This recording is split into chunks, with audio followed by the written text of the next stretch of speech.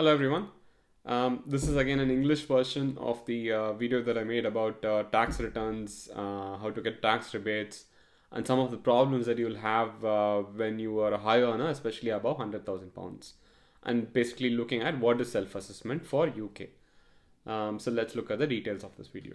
So first of all, tax returns filing. I mean, people from India, you would know that most of the salaried class, even if the tax is deducted at source, if it's TDS as well, most of the salaried class are expected to file returns, even if it's a zero return, even if it's a nil return, you're expected to file returns. That's the mandatory requirement from an Indian income tax perspective.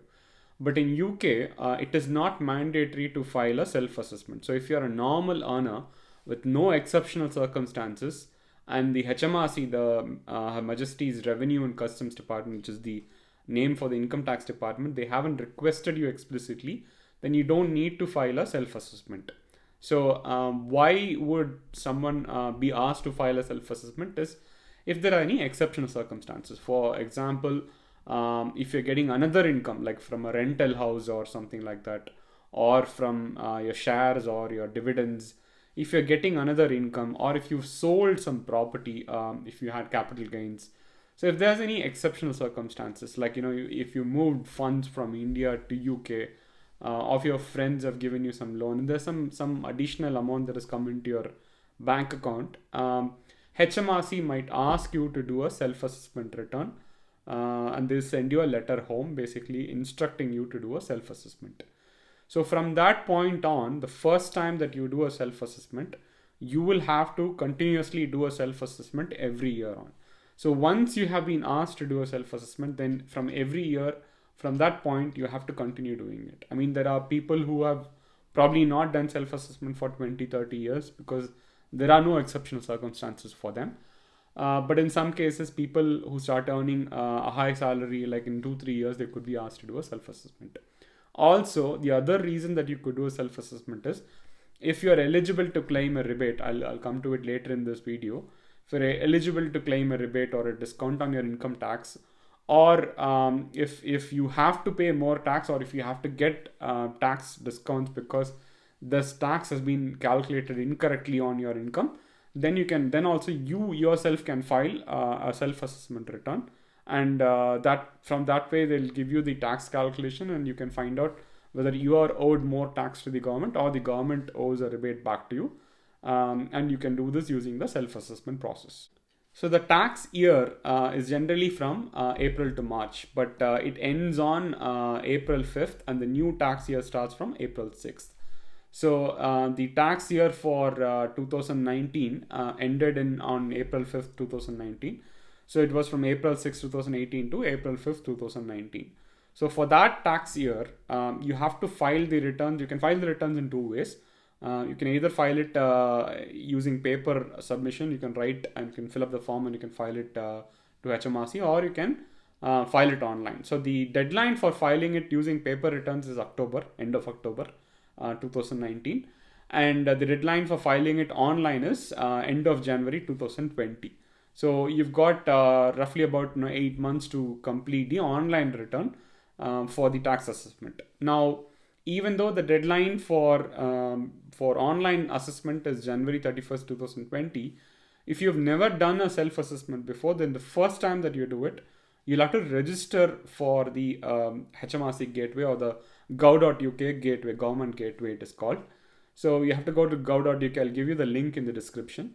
You go to gov.uk and you have to register for self-assessment for the first time. And when you do that, they'll send you a verification code in a post to your home address, and you need this verification code to continue your registration process. And this end-to-end process can take up to 2 to 3 weeks. So give yourself another 3-week window if you've never done self-assessment before to complete this registration process. So don't leave it out to January. I would say if you've been asked to do the self-assessment, or if you need to do the self-assessment for the previous tax year, then start the registration process early. So at least you can get the government gateway logins and you can prepare for your self-assessment process.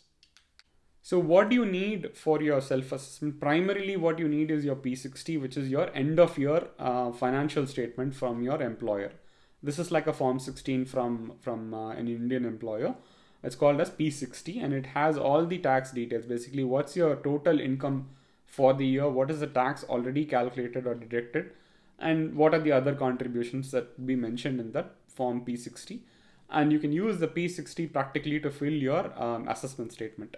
But on top of that, you will also need, if you've got any bank interest, or if you had any other income, you will also need those details to fill up your assessment complete application form. So the assessment is actually self-guided if you do it online, and it's quite easy. You don't really need any accountant or any auditor's help for doing the assessment. I mean, I've been doing assessment for nearly 10 years.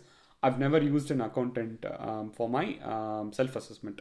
Now, if you're a contractor, or if you're on a permanent, I mean on a contract income, then you need an accountant, because that process is a little bit more cumbersome. But I'm talking about salaried class who just get one income and the tax is deducted at source. You don't really need an accountant's help. You can do it yourself. The self-assessment process, once you start it, it's quite easy, and it's quite self-guided basically. So in my cost of living guide, I've spoken about the UK income tax slabs, what the basic rates are, what's the tax allowance or the tax-free allowance, personal allowance it is called, and the various income slabs, or the rate slabs, tax rate slabs, so the 20%, 30%, 40%, and 45% in quite detail. Now, I also mentioned, like in India, where you can invest in LIC policies or insurance policies or various other investment funds, or home loans, interest and principal, you get a tax discount or a deduction of income tax from those investments. Now, I told you that there are no such options here in UK. But there is one common option for normal people, which is the marriage allowance. Now, this works if you are married and if your spouse is getting a lower salary or is not getting a salary. So, every person gets £12,500 of personal allowance. Now, if your spouse is not working and has no salary, then basically you can use the full portion of their personal allowance. But if the spouse is working and still they're getting less than £12,500, there is a portion of their personal allowance that they're not using.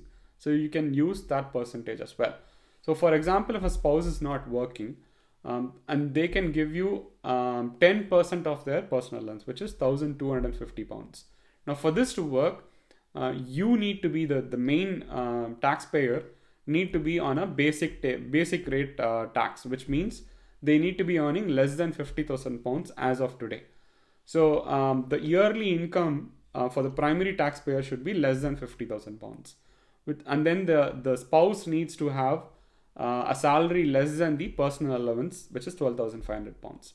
So assume the spouse doesn't earn anything, then you can transfer 10%, which is £1,250, to the main taxpayer as an additional tax-free allowance. So which means you will save 20% additionally on this £1,250, which is £250 per year. You can get additionally as a discount, and you don't need to pay tax on that amount. So you can also backdate it for up to 3 years. So if you have never done this, if you are not aware of this, and if you have not been using this, but you've been married for the last 3 years and been paying income tax in UK for the last 3 years, so you can backdate it for up to 3 years as well. So you can get a discount, or you can get the rebate for this year, and you can also get a backdated rebate for the last 3 years, which means you can get an income tax refund of about £1,000 on the tax that you have already paid. So if your spouse, however, is getting a salary and they don't have the full the personal allowance, for example, if they have let's say £7,500 of salary, they are only able to they only have a free personal allowance of about £5,000. So they can give you 10% of that remaining £5,000, which is about £500. So you will still get 20% savings on that £500, which is still about £100. You won't get the entire £250 for the year, but you'll get some tax rebate based on whatever is the remaining portion of your spouse's personal allowance. So this could work either ways. The husband could be the main earner and the wife could be non-working, or the wife could be the main earner and the husband could be a low earner or not working. So this could work either ways. So which is why it's called as a marriage allowance. The one of the common problems that people will face for self-assessment or be asked to do self-assessment, or there'll be an issue with the tax calculation, is if you are a high earner. So if you earn more than £100,000, then for every £2 that you earn above £100,000, you will lose £1 of your personal allowance or personal tax allowance. So for example, if you earn £125,000, you will practically lose all of your personal allowance, the £12,500 personal allowance that they had given you, which would indirectly mean that you will now have to pay retrospective tax of the personal allowance they had originally given you, for which you paid no tax for the first £12,500 of your salary. So what that would translate into is, to start with, you have to pay 20% tax for that £12,500, which is up to £2,500. And it doesn't stop there, it sort of cascades, because now they've removed all your personal allowance, your slabs have now shifted. So which means that you will start paying the additional 30% on that shifting slab, an additional 40% on that shifting slab. So if you earn above 125,000, for example, you will end up paying, in addition to whatever tax you would have paid, you will end up on a self-assessment. The calculation will basically show you that you will end up paying nearly 4,000 to 4,500 pounds additionally over and above all the tax that you have already paid. So the self-assessment, I mean, for high earners, typically the government will send you a letter home saying that you need to do a self-assessment and pay this tax. And if you already know that you are a self-earner, I mean, you are a high earner and are earning above £100,000, then it's advisable that you do self-assessment on your own, even if the government hasn't asked you, because they can again go and retrospectively ask you to pay tax for the previous years as well. So it's better that you do a self-assessment on your own, even if the government hasn't asked you to do it. In some cases, the self-assessment, when you complete it on 31st, the payment due date is also 31st. But generally what happens is, if you complete it late, there's a 2 or 3 days calculation that happens, and then they'll send you a notice, and they do give you enough time to make that payment, and you can make the payment within the due date. If you don't make the payment within the due date, the additional tax, whatever you're owed, then there'll be a penalty on top of it. Alternatively, if you have paid extra tax and the self-assessment returns the fact that you are owed rebate back from the government, they'll send you a check to your postal address, which is why it is important to keep your postal address updated with the gov.uk or with the HMRC, so that they will send you a check for whatever amount that you have overpaid tax by. Understanding your tax code is also very important. For most people, the tax code will be 1250L as it stands today, and 1250 is for the £12,500 personal allowance that I talked about, and L stands for standard without any variations.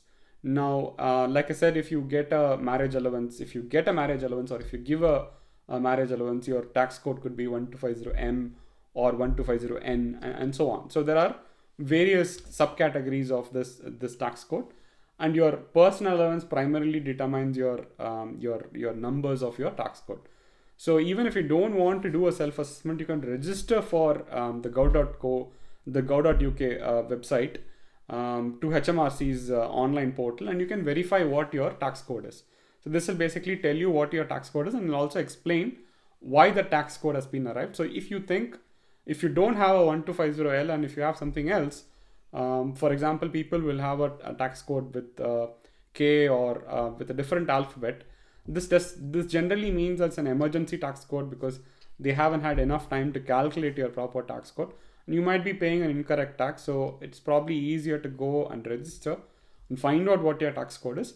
And if you think your tax code is incorrect, you can actually submit a request to get the tax code changed, so that you start paying the right tax, or you start paying the lower amount of tax if tax is being deducted at a higher amount. So hopefully this was useful for you. I'll try and continue making more English videos. I'm also going to try and translate some of my videos rather than doing a new video.